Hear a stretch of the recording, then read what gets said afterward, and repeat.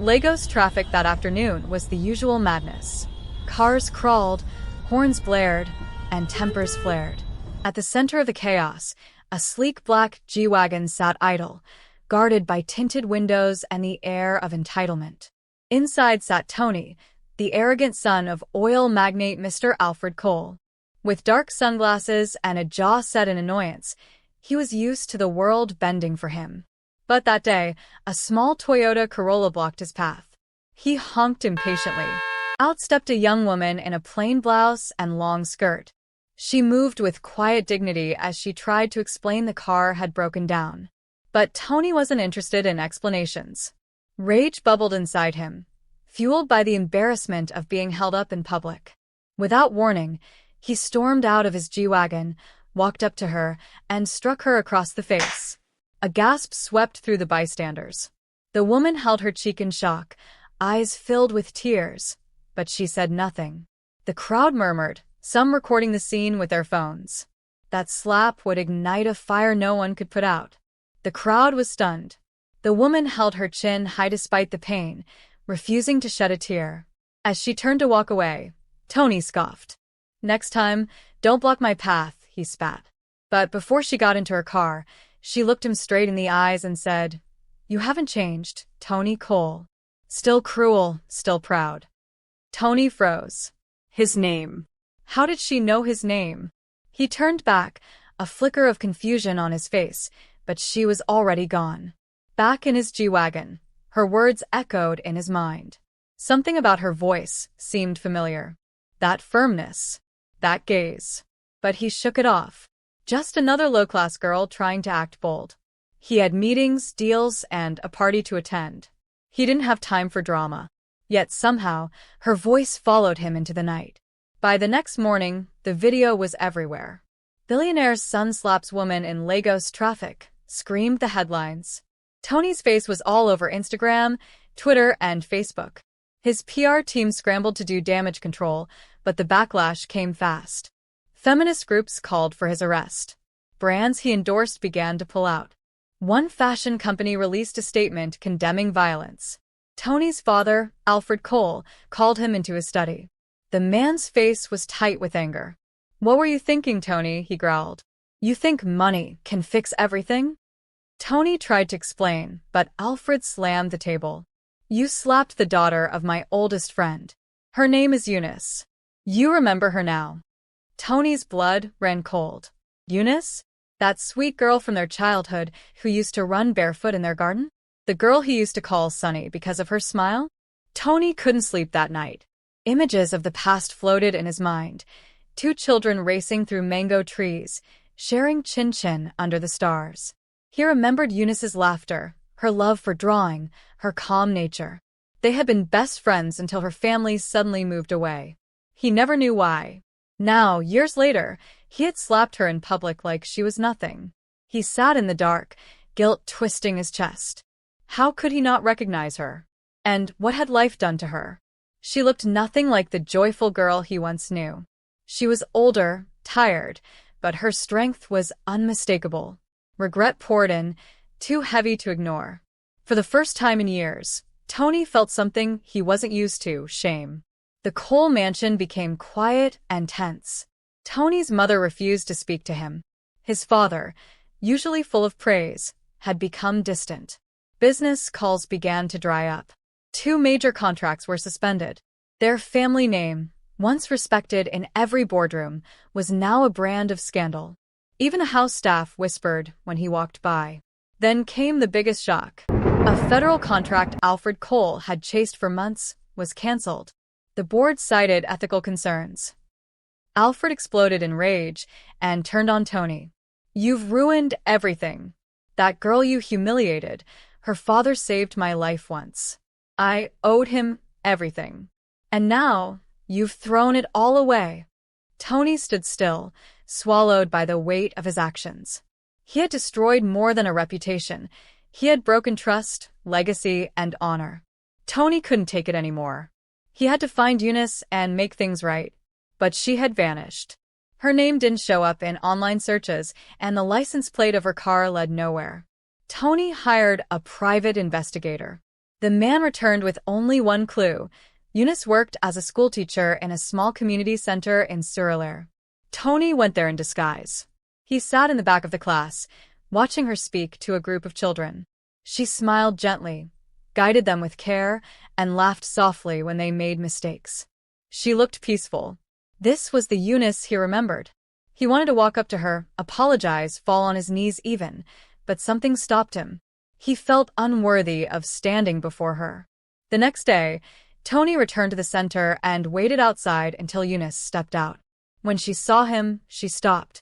Her face became cold and unreadable. "What do you want?" she asked, her voice firm. "Eunice, I'm sorry," Tony stammered. "I didn't recognize you that day. I was angry and foolish. Please forgive me." She crossed her arms.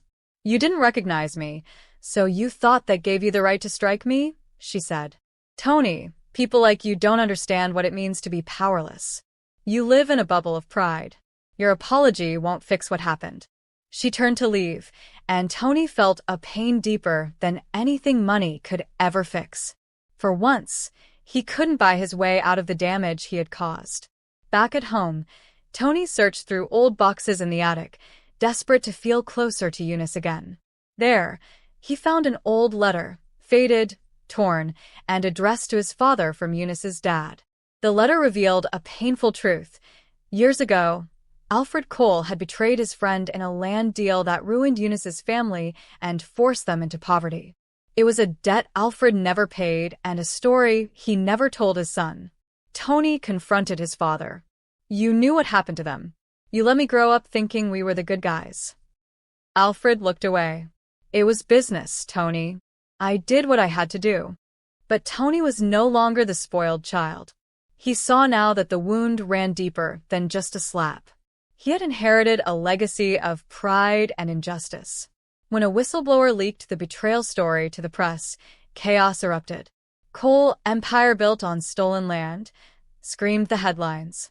Tony's world burned faster than he could catch his breath. Investors pulled out. Banks froze accounts. Protesters gathered outside their office building. Alfred Cole collapsed from the stress and was rushed to the hospital. Tony sat beside his father's hospital bed, hollow and helpless. He realized the slap wasn't the beginning. It was the breaking point of years of dishonor.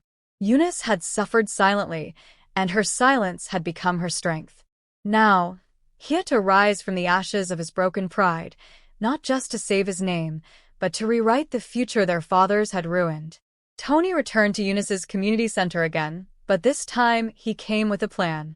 He handed her a folder.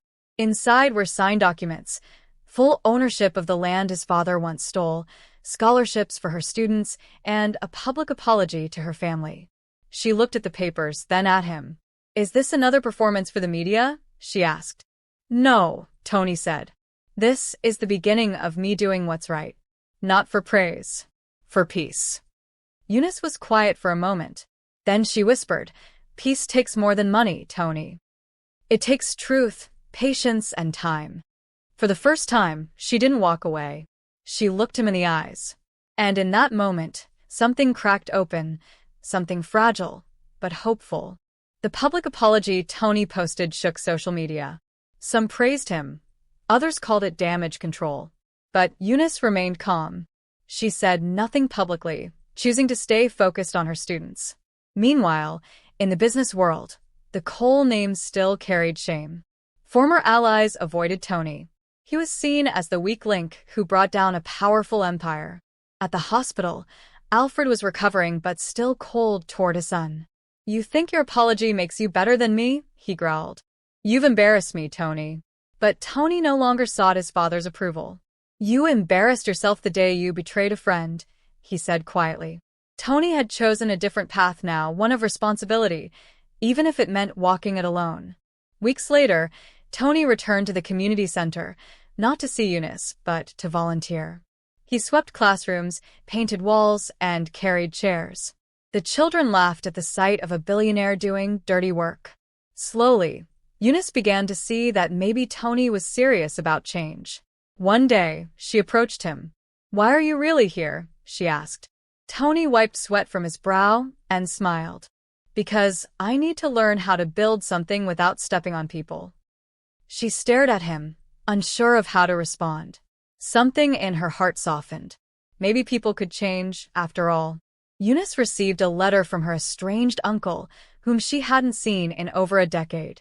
He had read the news and wanted to reconnect. Hesitant but curious, she agreed to meet him. They sat at a small buka near Yaba. He told her things she never knew, that her father once helped save Alfred Cole's business, that he took the fall when things went wrong and died a broken man. Eunice wept quietly, the truth pressing on her chest. Her father had been a man of honor, betrayed and forgotten. She realized then that her pain wasn't just personal, it was generational. Tony's efforts were a beginning, but it would take more than just apologies to heal this wound. Just as Tony started gaining public sympathy, a new threat emerged. An old rival of Alfred Cole, Mr. Benson, a cunning businessman, saw an opportunity. He began spreading rumors that Tony's apology was fake, a cover for illegal dealings. He even paid people to lie about Tony's hidden agenda. Tony received anonymous threats: stay out of the public eye or face the consequences. Fear crept in. He realized his decision to walk the path of truth would not come without enemies. But this time, he wouldn't run. He reached out to Eunice. I think someone's trying to destroy what I'm trying to fix. Eunice listened, concerned. Then we'll face it head-on, she said. Together. Late one night, a fire broke out at the community center. The classrooms burned quickly. Volunteers rushed to help, but much was lost. Eunice stood helpless, tears in her eyes. Tony arrived as firefighters doused the last flames. He looked around and immediately suspected sabotage. He later discovered a matchbox at the scene with Benson's company logo. It wasn't proof, but it was enough. Tony promised to rebuild the center, bigger and better. Eunice tried to stop him. You've already done enough. But Tony looked her in the eyes. Not yet, Sonny. Not until you smile again the way you used to. Construction began almost immediately. Tony sold off 2 luxury cars and an apartment to fund the project. He worked side by side with builders, brick by brick. People started to talk, not with mockery, but with curiosity. Maybe the boy is truly changing, some said. Eunice saw it too. One afternoon, she caught him teaching a child how to draw. It reminded her of their childhood days under the mango tree. She smiled without realizing. For the first time, the pain began to loosen its grip on her heart. She didn't say anything, but she stayed longer that day. Feeling threatened, Mr. Benson launched an attack. He leaked photos of Tony's wild past: girls, parties, drinking, fights. The media gobbled it up. Can a man like this ever truly change? They asked. Tony's image suffered another blow, and this time, sponsors backed out of the rebuilding project. Tony went to Eunice, discouraged. Maybe I should stop. Maybe they're right. But Eunice shook her head. Tony, you can't let your past control your future. Let your actions speak louder than their noise. Her words gave him strength. He stood up straighter, ready to fight back, not with fists, but with integrity. Eunice finally agreed to an interview. She spoke to a popular journalist about the slap, the betrayal, and her forgiveness journey. She told the world, I don't condone violence, but I believe in change. Tony has done more to fix his mistakes than most would even try. Her words touched hearts. The interview went viral. People began supporting the center again. Donations poured in. Tony watched the video with tears in his eyes. Eunice had given him what no one else could: hope. And this time, he would not let her down. Alfred Cole, recovering from a mild stroke, asked to see Eunice. She was hesitant, but went anyway. At the mansion, the once proud man sat frail and silent. I wronged your family, he said, voice shaking. I let greed blind me. If your father were here, I would beg for his forgiveness. Eunice nodded slowly. He believed in loyalty, but he also believed in second chances. She placed a flower by Alfred's bedside, a white hibiscus, the kind her father used to plant. It wasn't full forgiveness yet, but it was a beginning. Alfred closed his eyes, a single tear sliding down his cheek. The new center was ready. Children played, laughter returned, and the community gathered to celebrate. Tony stood on stage, gave a speech, and thanked everyone. Then he turned to Eunice. "You were the light in my childhood and the voice in my darkness. I don't deserve you, but I want to walk this new path with you." The crowd held their breath as he knelt down, not with a ring, but with a handmade bracelet from the children. Not as a prince, but as a man willing to grow. Eunice looked at him, her eyes wide. And then, for the first time since the slap, she smiled, pure, free, and full of grace. After the proposal, things didn't magically become perfect. Some still doubted Tony's sincerity. Others whispered that Eunice was using him to climb the social ladder. But Eunice paid no attention. Her heart had already decided. People's opinions wouldn't lead her life. Tony, on the other hand, struggled to rebuild his business reputation. Investors remained cautious. But he pressed on, focusing on rebuilding trust rather than wealth. Slowly, people began to see the shift. The once proud billionaire was now humble, working late, walking rather than being chauffeured, and giving more than he received. Tony hired a legal team to quietly investigate Mr. Benson. Their search paid off. They uncovered fake accounts, bribery records, and even ties to the fire at the community center. With hard evidence in hand, Tony handed everything over to the authorities. News broke within days. Business tycoon Benson arrested in shocking fraud scandal. The very man who had tried to bury Tony's redemption was now exposed. The tide turned. The Cole family name began to rise from the ashes, not through power, but through truth. Eunice took Tony to visit her father's old grave. It was located in a quiet, forgotten part of their village. As they stood before the weathered tombstone, she said, "This is where it all began. The pain, the silence. I buried my joy here." Tony knelt beside her, touched the soil, and whispered, "I'll spend my life planting joy in its place." That night, they stayed in the village, under the same stars they once watched as children. For the first time in years, Eunice felt the peace she had longed for. Tony had not only changed, he had chosen the harder road of redemption. Inspired by their journey, Eunice launched a new program called Seeds of Forgiveness, aimed at helping victims and offenders reconcile through truth, service, and healing. Tony funded it, but remained in the background. "This is your dream," he said. "I'm just the hand that lifts it." The program drew attention across the country. Schools, churches, and communities began requesting Eunice to speak. She never mentioned the slap or her pain directly. She simply told the story of a boy and girl whose paths crossed again when it mattered most. Alfred Cole's health declined again, and Tony stayed by his side. One evening, Alfred looked at him and said, "You've done what I never could. Make peace with the past." Tony held his hand, surprised. "I just followed what was right. I wanted power," Alfred confessed. "You found purpose."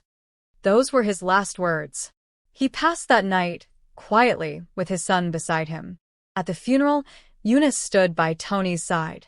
The nation watched a humbled man bury a legacy of pride and plant a new one rooted in grace. At the reading of Alfred's will, everyone expected the fortune to go to Tony. But Alfred had rewritten it shortly before his death. Half of the wealth was to be used to establish schools and healthcare programs in rural communities. The other half would remain in trust for Tony, with a condition. "If my son ever forgets where he came from, all assets will be redirected to public charities." Tony laughed softly as the lawyer read it. "Looks like, even in death, he still doesn't trust me." Eunice squeezed his hand. "Maybe he just wanted to keep you grounded." On a rainy Sunday afternoon, Tony and Eunice sat by the window of their new modest home in Lekki. They no longer lived in a mansion, but peace filled their lives like never before. Eunice planted roses in the backyard. "They say roses grow better after rain," she said.